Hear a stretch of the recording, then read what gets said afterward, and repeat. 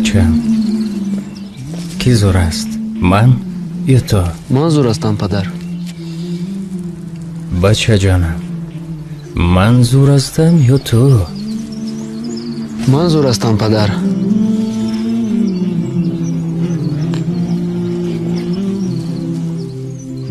بچه‌م نقص فکر کن. من زور هستم یا تو؟ شما زور هستید پدر. تو وقتی دست شما در کتف من بود من زور بودم، چون دست خود را گرفتید من به شما هیچ هستم پدر.